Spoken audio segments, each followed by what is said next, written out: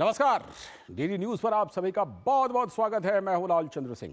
हमारे खास कार्यक्रम पूरा सच में बहुत बहुत स्वागत है आपका। खबरों की दुनिया में पूरा सच बहुत जरूरी होता है, क्योंकि झूठ से भी खतरनाक होता है अधूरा सच, और उसी तरह खतरनाक होती है अधूरी खबर भी। इसीलिए तो हर खबर का पूरा सच हम आपको बताएंगे, वो भी तथ्यों, तर्कों और सबूतों के साथ। तो आइए बिना देर किए देखते हैं पूरा सच।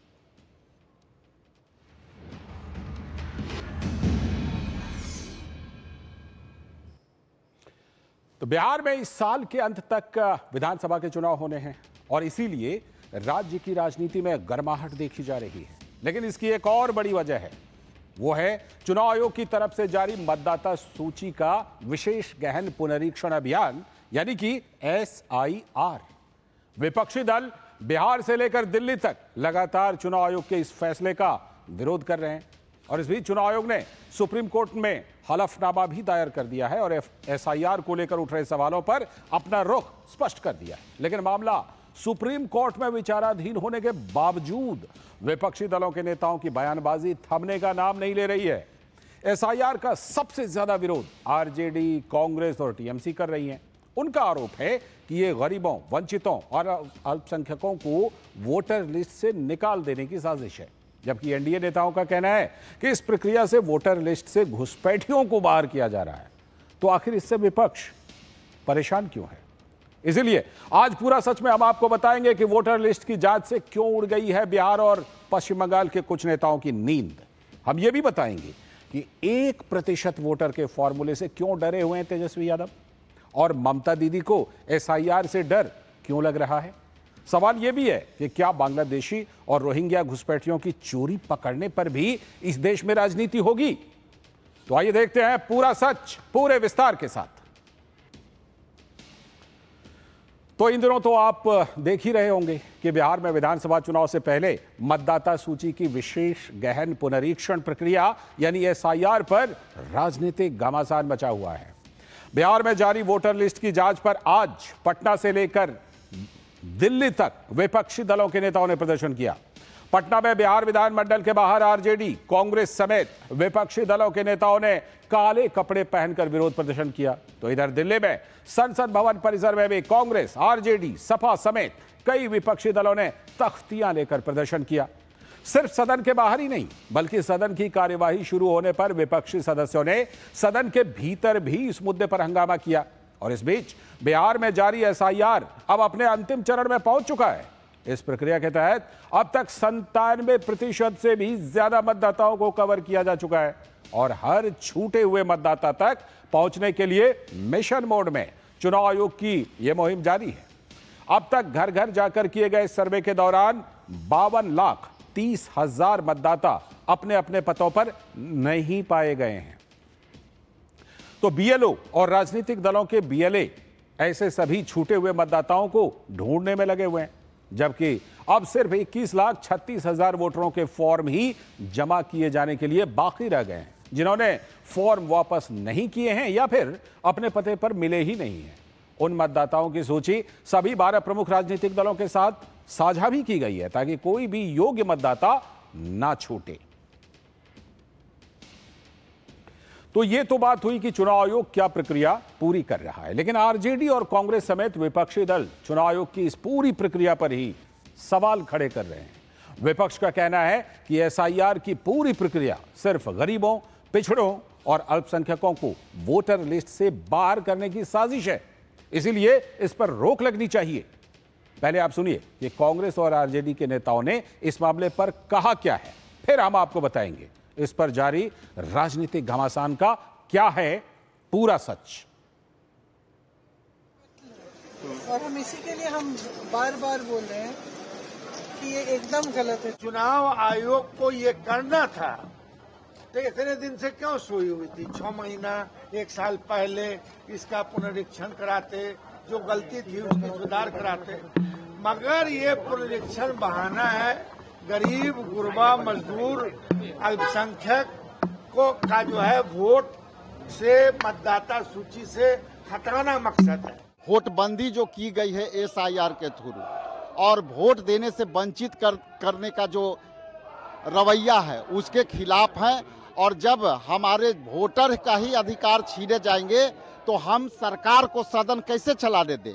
इसलिए आज के डेट में आज हम लोग विधानसभा के अंदर कोई भी सरकार के मंत्री सत्ता पक्ष के विधायकों घुसने नहीं देंगे। तो आपने देखा डर को, भ्रम को आगे बढ़ाया जा रहा है। तो इधर दिल्ली के संसद भवन से लेकर पटना के विधानसभा तक एसआईआर पर विपक्ष का हंगामा जारी है और उधर चुनाव आयोग ने बिहार एसआईआर के मामले पर सुप्रीम कोर्ट में हलफनामा दायर कर हर उस सवाल का जवाब दिया है जो विपक्ष इस पर उठा रहा है। अपने जवाब में चुनाव आयोग ने कहा है कि यह कदम जनता के विश्वास और मतदाता सूचियों की शुचिता बहाल करने के लिए उठाया गया है। सूची से किसी को बाहर ना रखा जाए, इसके लिए भी विशेष प्रयास किए जा रहे हैं और एसआईआर की पूरी प्रक्रिया में गरीबों, वंचितों और हाशिए पर रहने वालों पर विशेष ध्यान दिया गया है। लेकिन सबसे खास बात जो चुनाव आयोग ने अपने हलफनामे में कही है वो ये कि संविधान का अनुच्छेद 326 और जन प्रतिनिधित्व कानून के तहत आयोग की यह जिम्मेदारी है कि वो सुनिश्चित करे कि सिर्फ भारतीय नागरिक के नाम ही मतदाता सूची में शामिल हो। आधार कार्ड को एसआईआर प्रक्रिया के लिए निर्धारित 11 दस्तावेजों में शामिल नहीं किए जाने पर भी चुनाव आयोग ने कुछ कहा। उन्होंने कहा कि आधार अपने आप में भारतीय नागरिकता को साबित नहीं करता है, इसीलिए उसको शामिल नहीं किया गया। लेकिन इसका मतलब यह नहीं कि दूसरे दस्तावेजों को सप्लीमेंट देने के लिए आधार कार्ड का इस्तेमाल नहीं हो सकता, यानी कि आप आधार कार्ड लगा सकते हैं। वहीं भारी मात्रा में फर्जी राशन कार्ड को देखते हुए भी आयोग ने इसे भी गणना प्रपत्र के साथ दिए जाने वाले 11 दस्तावेजों में शामिल नहीं किया है। चुनाव आयोग ने यह भी बताया कि उसने मतदाता पहचान पत्र को आखिर इन 11 दस्तावेजों में क्यों शामिल नहीं किया, यानी वोटर आई कार्ड को। आयोग का कहना है कि चूंकि एसआईआर का मकसद ही वोटर लिस्ट की जांच पड़ताल करना है, इसीलिए इसे इस प्रक्रिया में सबूत नहीं माना जा सकता, वरना फिर तो एसआईआर की पूरी कवायद ही निरर्थक हो जाएगी। चुनाव आयोग ने यह भी कहा है कि याचिकाकर्ताओं ने गुमराह करने वाली मीडिया रिपोर्ट्स को आधार बनाया है और उनके पास आरोप को साबित करने के लिए कोई ठोस तथ्य नहीं है। चुनाव आयोग राष्ट्रीय स्तर पर एसआईआर कराएगा और इसकी शुरुआत बिहार से इसीलिए की गई है क्योंकि बिहार में इसी साल नवंबर में विधानसभा चुनाव होने हैं। आयोग ने कहा कि उनके पास एसआईआर कराने का अधिकार है और चुनाव आयोग ने हर संभव कोशिश की है ताकि किसी भी वाजिब मतदाता का नाम मतदाता सूची से बाहर ना हो। तो अब ऐसे में बड़ा सवाल यह है कि चुनाव आयोग जैसी संवैधानिक संस्था पर सवाल उठाकर विपक्ष आखिर साबित क्या करना चाहता है। एनडीए नेताओं का कहना है कि यही लोग पहले वोटर लिस्ट में जांच की मांग करते हैं और जब जांच होती है तो विरोध करते हैं। बीजेपी कह रही है कि जो लोग घुसपैठियों के नाम पर राजनीति कर रहे हैं वो ही एसआईआर से घबराए हुए हैं। जरा आप भी सुनिए एनडीए के नेताओं ने इस पूरे मुद्दे पर क्या कुछ कहा है। एसआईआर के माध्यम से स्पष्ट है कि भारत के जो नागरिक हैं उनका वोटर लिस्ट में नाम रहेगा। निर्वाचन आयोग बार बार सफाई दे रहा है और अब तो 26 तारीख को इस पूरी प्रक्रिया समाप्त होने वाली है और ड्राफ्ट कॉपी आएगा, तब सभी पार्टी को यह अधिकार होगा कि आप आवेदन डाल सकते हैं और ऑब्जेक्शन भी कर सकते हैं। आज यदि किशनगंज जिले में अचानक 10 गुना अधिक आवासीय प्रमाण पत्र और 120% से अधिक आधार कार्ड दिखाई दे रहा है, इसकी जांच तो होनी ही चाहिए। जांच हो रहा है, अभी निर्वाचन आयोग कर रहा है, सरकार भी इसको गंभीरता से ले रहा है और आगे भी कानूनी कार्रवाई की जाएगी। भारत के संविधान और चुनाव के कानून के मुताबिक वोट कौन कर सकता है? जो भारत का नागरिक है। तो इसकी अगर थोड़ी जांच होती है तो इसमें परेशानी क्या है? वोट कौन कर सकता है? जो अपने क्षेत्र में ऑर्डिनरली रेजिडेंट हो, रहता हो, तो वहाँ रह रहे हैं, नहीं रह रहे हैं, इसको देखने में क्या दिक्कत है? और तीसरी बात, मैं बिहार से आता हूँ, वहाँ का सांसद हूँ। बिहार के अररिया, किशनगंज, पूर्णिया में 125% आधार कार्ड बन गया है पॉपुलेशन से अधिक। तो क्या देखने का काम नहीं है क्या? चुनाव आयोग ने कहा है कि बहुत लोग बाहर के हैं, भारत कोई धर्मशाला नहीं है। वही वोट देगा जो भारत का नागरिक है और अपने क्षेत्र में रहता है। शिकायत कौन करता है? शिकायत भी तो आप ही करते हैं ना। क्या ये बात सही नहीं कि महाराष्ट्र के चुनाव के बाद, लोकसभा के चुनाव के बाद इन लोगों ने जाके डुप्लीकेसी ऑफ वोट का इन्होंने मामला उठाया था? राहुल जी की पार्टी ने, कांग्रेस की तरफ से किया गया था कि वोट की डुप्लीकेसी हो रही है। अब एक आप शिकायत आप खुद करते हैं, उस शिकायत को रेक्टिफाई कैसे किया जा सकता है? इसी माध्यम से किया जा सकता है ना, एसआर के माध्यम से। बट जब इस माध्यम को हम लोग अपनाते हैं तो उसमें भी आपको शिकायत, चिट भी आपकी, पट भी आपकी, ऐसे नहीं चलेगा ना। तो आपने दोनों पक्षों की बात सुनी। एसआईआर का विरोध करने प्रतिशत आधार सैचुरेशन दिख रहा है, तो इसका मतलब क्या है? मतलब यह है कि सीमांचल के चारों जिलों में 100 लोगों के बीच लगभग 120 आधार कार्ड हैं, जबकि बाकी के बिहार में प्रति 100 लोगों पर 94 आधार कार्ड हैं। यह अंतर देखिए आप। अब सवाल उठता है कि ये जो 20% लोग हैं, ये हैं कौन? इनके फर्जी आधार कार्ड बने कैसे?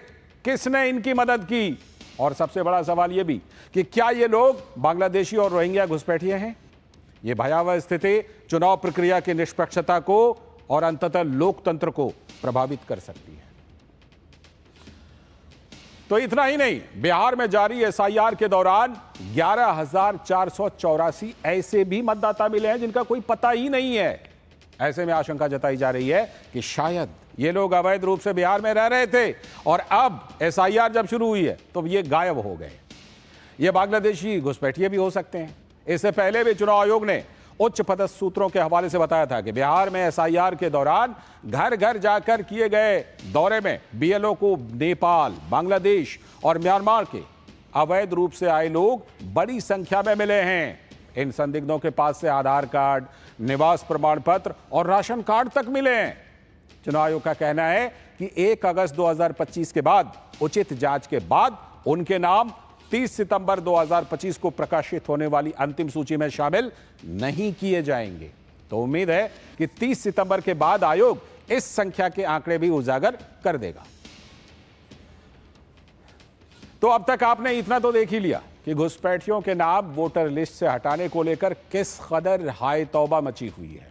कुछ राजनीतिक पार्टियां और उनके बड़े नेता भी इस एसआईआर वाले वोटर लिस्ट शुद्धिकरण से इतने बौखला गए हैं कि उनका डर, उनकी बौखलाहट अब तो उनकी जुबान पर भी आ रहा है। हम आपको 2 नेताओं के बिगड़े बोल दिखा देते हैं। इसी महीने की 13 तारीख को आरजेडी के नेता तेजस्वी यादव ने इस मुद्दे पर अपनी बात रखते हुए अमर्यादित टिप्पणी कर दी थी, जबकि टीएमसी प्रमुख ममता बनर्जी ने तो पश्चिम बंगाल की मुख्यमंत्री पद पर रहते हुए भी चुनाव आयोग को खुली धमकी दे डाली। तो पहले आप सुनिए वो आपत्तिजनक बयान, फिर हम आपको बताएंगे कि एसआईआर के कवायद से उन्हें आखिर किस बात का डर है। सूत्र बताते हैं, हम उस सूत्र को समझते हैं। वेस्ट जो होता है ना, ये वो है, इसका कोई आधार नहीं ना। ये वही सूत्र है जो पाकिस्तान में कब्जा करवा दिया था, इस्लामाबाद, कराची। सूत्र नहीं, लोग इलेक्शन कमीशन को चेयर को रेस्पेक्ट करते हैं, लेकिन जैसे बिहार में 40 लाखों का ज्यादा आदमी को नाम निकाल दिया और बंगाल में भी करने वाला है। अगर करेगा तो घेराव कर्मसूची करेंगे, पूरा घेराव होगा, पूरा आंदोलन होगा। हम नाम काटने नहीं देंगे, हम नाम डालने नहीं देंगे। आपने एक मशहूर विज्ञापन सुना होगा कि डर के आगे क्या है। हम आपको अब बताएंगे कि इस डर के पीछे क्या है। वैसे तो सभी जानते हैं कि बिहार में वोटर लिस्ट की चेकिंग से तेजस्वी यादव और कांग्रेस क्यों घबराई हुई है।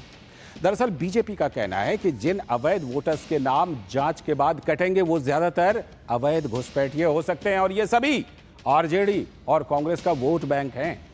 तेजस्वी यादव भी इस बारे में खुलकर अपनी चिंता जाहिर कर चुके हैं। उन्होंने कहा था कि अगर 1% वोटर भी कम हुआ तो ये नाइंसाफी होगी। तो आइए अब आपको समझाते हैं कि इस 1% वोटर का असली खेल है क्या और इससे आखिर तेजस्वी की नींद क्यों उड़ी हुई है।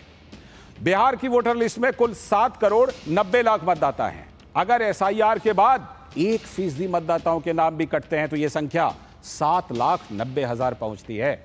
यानी कि 7,90,000 वोटर्स के नाम कट जाएंगे। सूत्र तो बता रहे हैं करीब 45 लाख। अब आगे समझिए, बिहार में विधानसभा सीटों की संख्या है 243। ऐसे में अगर सीटवार देखें तो ये आंकड़ा हर सीट पर औसतन 3251 मतदाता का पहुंचता है। यानी हर सीट से अंदाजन करीब करीब 3251 वोटर कम हो जाएंगे। तो आपको बता दें कि ऐसा जरूरी नहीं है कि कहीं ये संख्या ज्यादा भी हो सकता है, जैसे सीमांचल का जिक्र किया, और कहीं ये संख्या कम भी हो सकती है, बहुत कम हो सकती है। हम बस आपको एक मोटा मोटा अंदाज बता रहे हैं। अब देखिए, यहीं से शुरू होती है तेजस्वी की चिंता। तेजस्वी यादव ने साल 2020 के चुनाव का जिक्र करते हुए कहा था कि 52 सीटें ऐसी थी जहां उनकी पार्टी आरजेडी 5000 वोटों के अंतर से या फिर उससे कम से हारी थी। तो वहीं एक और आंकड़े के मुताबिक 2020 के विधानसभा चुनाव में राज्य की 40 सीटों पर जीत हार का फैसला 3500 वोट से भी कम के अंतर से हुआ था। यानी तेजस्वी को डर है कि अगर अवैध वोटरों के नाम कट जाते हैं तो उनका नुकसान इन्हीं सीटों पर हो सकता है, और यही है उनकी परेशानी और डर की वजह। तो ये तो बिहार की बात हो गई, लेकिन जब से बिहार में वोटर लिस्ट की सघन जांच शुरू हुई है, तभी से पश्चिम बंगाल में ममता दीदी की नींद में भी खलल पड़ गई थी। लेकिन पीएम मोदी ने दुर्गापुर में जो बयान दिया, उसके बाद से तो ममता दीदी की बची खुची नींद भी उड़ गई है।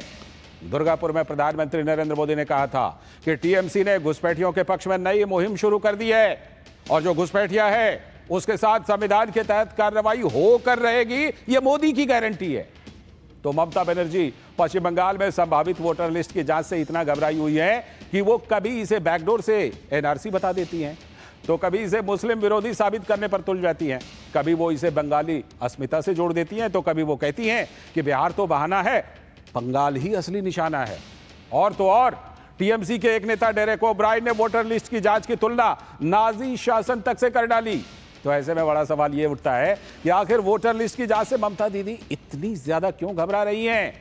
अब जरा आइए इसको भी बिंदुवार ग्राफिक्स की मदद से आपको समझाते हैं और इसको समझने की कोशिश करते हैं।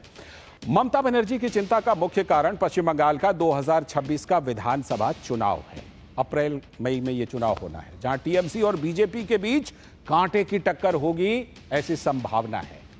टीएमसी ने 2021 में हालांकि बम्पर जीत दर्ज की थी, 213 सीटें, जिसमें मुस्लिम मतदाताओं की बहुत बड़ी भूमिका थी। पश्चिम बंगाल में करीब करीब 27% मुस्लिम मतदाता हैं, जो पूरी तरह से टीएमसी का मजबूत वोट बैंक माने जाते हैं। तो बीजेपी का आरोप है कि इन्हीं मुस्लिम वोटर्स में से एक बड़ी तादाद बांग्लादेशी और रोहिंग्या घुसपैठियों की है, जिनके नाम अवैध रूप से टीएमसी ने वोटर लिस्ट में दर्ज करवा दिए हैं। अब दरअसल ममता दीदी को इन्हीं मुस्लिम वोट बैंक की चिंता सता रही है। अगर वोटर लिस्ट की जांच हुई तो लाखों की तादाद में अवैध घुसपैठियों के नाम कट सकते हैं। राजनीतिक जानकारों का मानना है कि इससे सीधे सीधे ममता बनर्जी को चुनावी नुकसान हो सकता है। उत्तरी 24 परगना, मुर्शिदाबाद और मालदा जैसे सीमावर्ती जिलों में सबसे ज्यादा अवैध घुसपैठिए हैं। इस पूरे सीमावर्ती इलाके को टीएमसी का गढ़ माना जाता है, तो जाहिर है वोटर कटे तो नुकसान तो ममता दीदी का ही होगा। तो पूरा सच में अभी वक्त है एक ब्रेक का, और ब्रेक के बाद जब आएंगे तो आपको बताएंगे कि बिहार में 2003 में हुई एसआईआर की प्रक्रिया में लगने वाले समय का क्या है पूरा सच।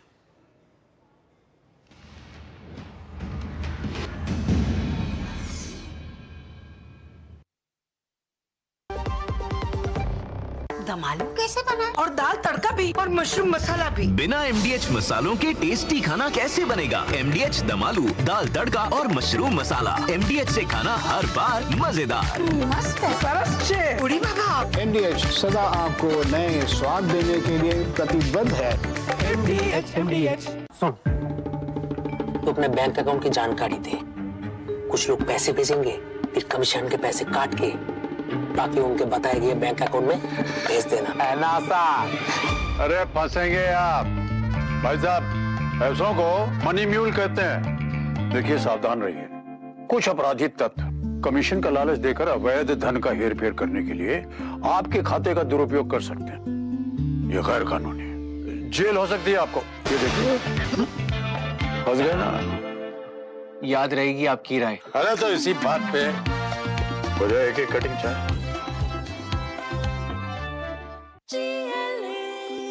जो लक्ष्य चुना था समझ आने लगा है, GLA यूनिवर्सिटी, उच्च लक्ष्यों की निश्चित प्राप्ति। ग्रेजुएटी का चेक है, बस इन पैसों को हम कहीं इन्वेस्ट कर दें और रेगुलर इनकम भी आती रहे। तो फिर फिक्स्ड इनकम म्यूचुअल फंड्स में डाल दीजिए। फिक्स्ड इनकम म्यूचुअल फंड्स चुने हुए interest bearing company bond, government bond और मनी मार्केट में पैसा डालते हैं और सिस्टमैटिक विड्रॉल प्लान के जरिए आपको on the dot fixed amount भी मिलती रहेगी। म्यूचुअल फंड्स में फिक्स्ड इनकम वाली बात सही है। म्यूचुअल फंड निवेश बाजार जोखिमों के अधीन है। योजना से जुड़े सभी दस्तावेजों को ध्यान से पढ़ें। जब धरती चीर कर निकलता है लोहे का पत्थर और मिलता है मोंगिया के जोश से, फिर तपता है, पिघलता है और बनता है फौलाद। अब होता है सरिया सारी खूबियों के साथ। मोंगिया स्टील, मजबूत देश का मजबूत सरिया। फिर ये डुगडुगी गई कहाँ? पापा के साथ साथ सारे सपने भी चले गए। अब तो बस अपने गैराज में बैठा लोगों की डुगडुगी ठीक करता रहता हूँ। और अपने बच्चों के सपनों के साथ ऐसा कुछ नहीं होने देना। वो कैसे? पहले से लाइफ इंश्योरेंस का टर्म प्लान ले रखा। बड़े भैया, सपनों को रखो सुरक्षित टर्म प्लान के साथ। सबसे पहले लाइफ इंश्योरेंस। शादी का किचन महके जहां, गोल्डी किचन किंग मसाले हो वहां। गोल्डी लाई है फ्रेश लॉक टेक्नोलॉजी जो रखे मसालों को हर समय फ्रेश।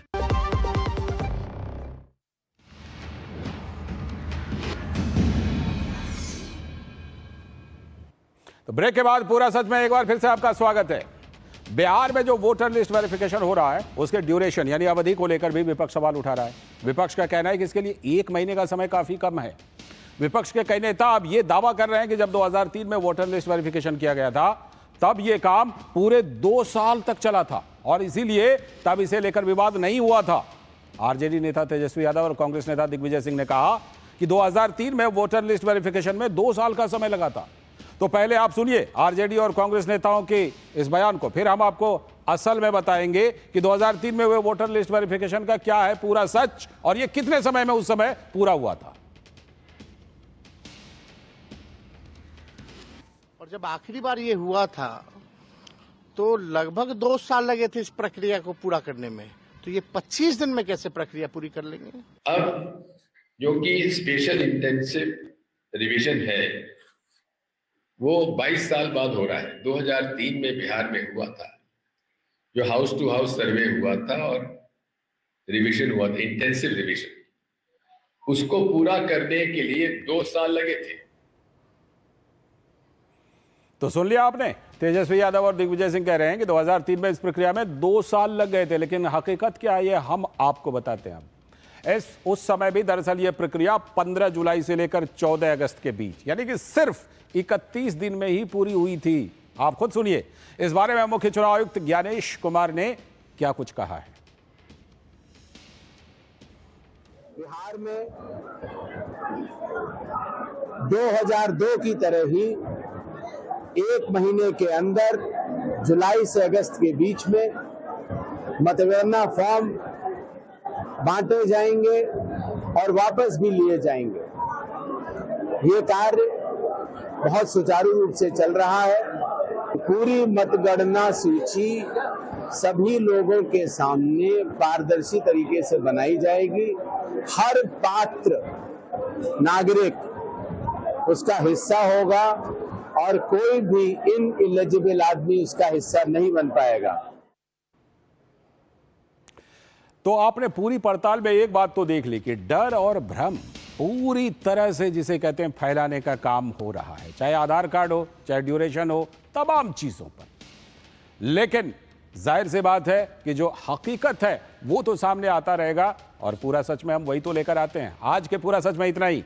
कल फिर होगी आपसे मुलाकात अपने इस विशेष कार्यक्रम पूरा सच में किसी और सियासी मुद्दे की पड़ताल के साथ। तो मुझे और मेरी पूरी टीम को दीजिए आज के लिए अनुमति। नमस्कार।